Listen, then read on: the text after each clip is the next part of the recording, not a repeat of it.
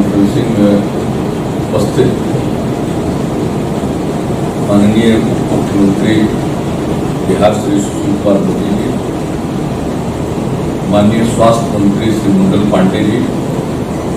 बिहार सरकार के मुख्य सचिव श्री दीपक कुमार जी, मुख्यमंत्री के प्रधान सचिव श्री चंचल कुमार जी, स्वास्थ्य विभाग के प्रधान सचिव श्री उदय सिंह कुमावत जी, यहाँ उपस्थित स्वास्थ्य विभाग के सचिव, जो वीडियो कॉन्फ्रेंसिंग के माध्यम से जुड़े हुए व्यक्ति उपस्थित हैं, जिला परिषद के अध्यक्षगण, सदस्यगण,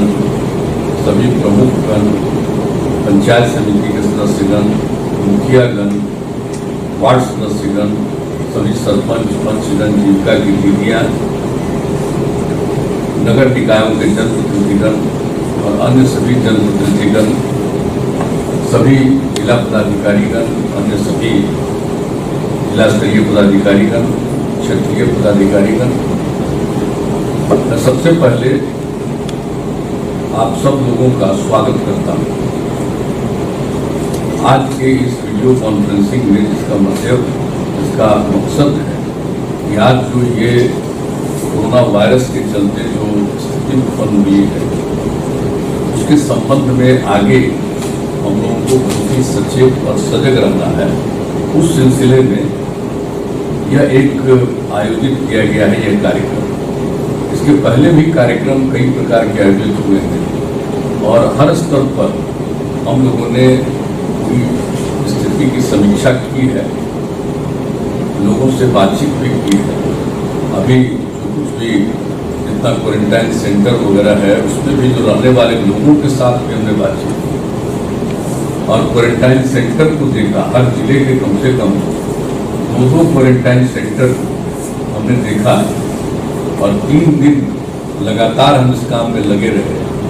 क्वारंटाइन सेंटर में कहाँ है, कैसे लोगों को रखा जा रहा है, कहाँ उनके भोजन का इंतजाम है, कहाँ उनके शौचालय का इंतजाम है और उनके हेल्थ केयर का, उनके स्वास्थ्य के लिए कहाँ पर देखने वाले लोग बैठे हैं, एक एक चीज़ और उन लोगों के साथ में हमने बातचीत की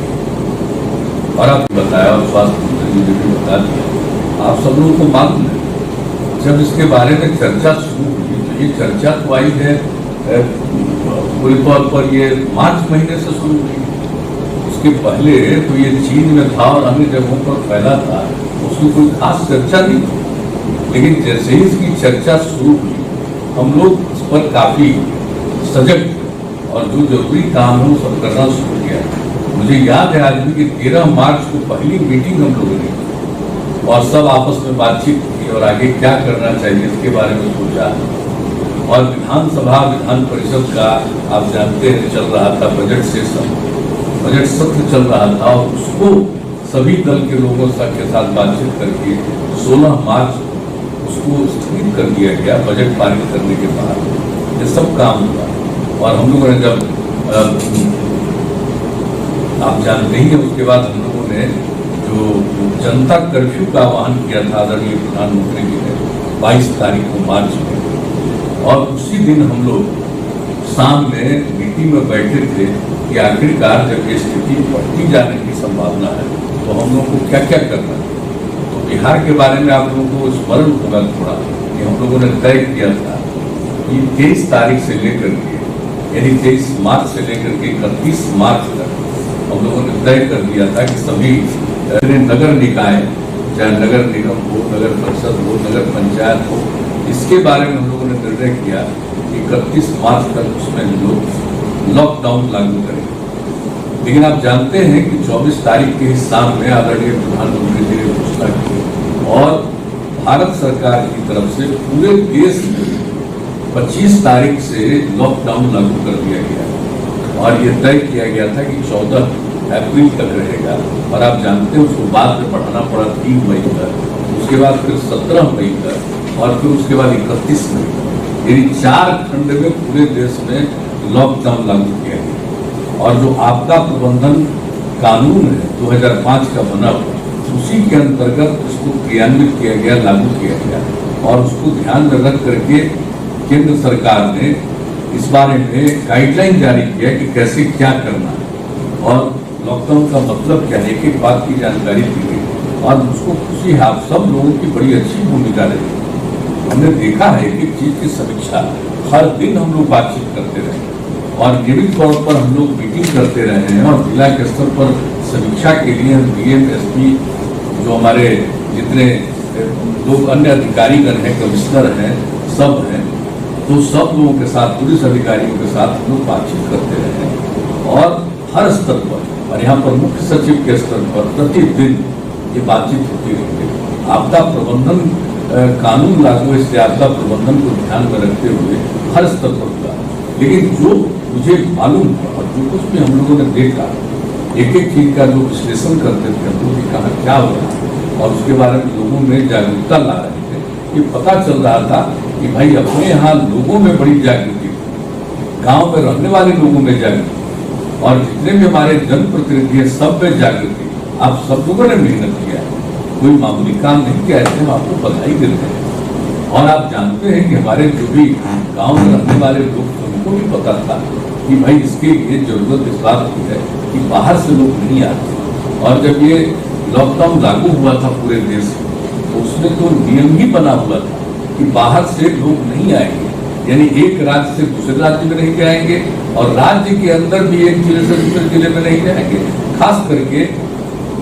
अगर स्वास्थ्य से संबंधित मेडिकल कोई आधार है या अन्य प्रकार से, जैसे तुरंत हम लोगों ने इसकी अनुमति प्रदान की थी खेती के लिए और उसके बाद जो जरूरत है लोगों को खाने का सामान खरीदना है, सब्जियां हैं, इन सब चीज़ों के लिए शुरुआत शुरू भी कर दिया गया था ताकि लोगों को किसी प्रकार की दिक्कत ना आए। लेकिन लोगों को ये बताया गया कि भाई आप लोग घर में रहें, जरूरत पड़ने पर इन सब कामों के लिए कोई गया तो ये बात है। और ये मास्क की बात उसी समय आ गई और मास्क के बारे में तो हमारा अनुभव है,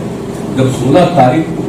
विधानसभा और विधान परिषद को स्थगित किया गया तो उस समय जो डॉक्टर्स लोगों की सलाह थी वो सलाह थी कि जो अगर बीमार है उसको मास्क पहनना है और जो इलाज करने में डॉक्टर हैं, अन्य लोग हैं, उनको मास्क पहनना है, बाकी को मास्क नहीं पहनना है। तो ये हम लोग सब जान रहे हैं, उस समय कह रहे हैं, लेकिन बाद में पता चला कि नहीं साहब, मास्क पहनना लोगों की रक्षा के लिए जरूरी है। तो ये बात में शुरू हुआ और आप जानते हैं कि मास्क शुरू में मिल नहीं रहा था तो हम लोगों ने जीविका समूह को और अन्य प्रकार से कहा कि इसका मास्क का निर्माण किया जाए। अब वो ऐसी स्थिति नहीं है, अब सब जगह अब बड़े पैमाने पर जीविका समूह को भी इस बात के लिए हम धन्यवाद देते हैं, उन लोगों ने इस मास्क का काम किया। और जो हमने देखा है अनेक जगहों पर, जो हम क्वारंटाइन सेंटर को देख रहे थे वहां पर भी हमने देखा कि उसमें रहने वाले लोग भी मास्क का निर्माण कर रहे हैं, कई महिलाओं को हमने देखा। तो ये सब काम हो रहा है और हम लोगों ने तय भी कर दिया कि हर गांव में प्रत्येक परिवार 4 मास्क और साबुन हम लोग उपलब्ध कराएंगे। ये काम शुरू हो गया और बड़े पैमाने पर उपलब्ध हो गया और धीरे धीरे इस काम को पूरे तौर पर किया जा रहा है। कहिएगा तो हमको पूरा फिगर बता देंगे कितने लोगों का वितरण हो गया और कितने लोगों का वितरण जारी। तो ये काम तो है सबको मिलेगा। इसके बाद हमने यह भी कहा कि भाई ये गांव में तो हम लोगों ने कर दिया, अब शहरों में इस बात की जरूरत है कि वहां पर भी जो गरीब लोग हैं उन लोगों को भी ये मास्क का वितरण किया जाए और सब पर काम शुरू हो गया। तो मास्क का वितरण, और अभी जो सबसे ज्यादा जागृति की जरूरत है वो है मास्क का पहनना। अगर आप अकेले हैं तो कोई बात नहीं, लेकिन जैसे ही आप निकल रहे हैं और आप जानते हैं लॉकडाउन खत्म हो गया, अब लॉकडाउन सीमित रखा गया। कहाँ सीमित रखा गया है? तो वैसी जगहों पर रख दिया गया है हम लोगों को लॉकडाउन जहां पर अब जैसे क्वारंटाइन सेंटर है, आप तो जान रहे हैं, तो क्वारंटाइन सेंटर में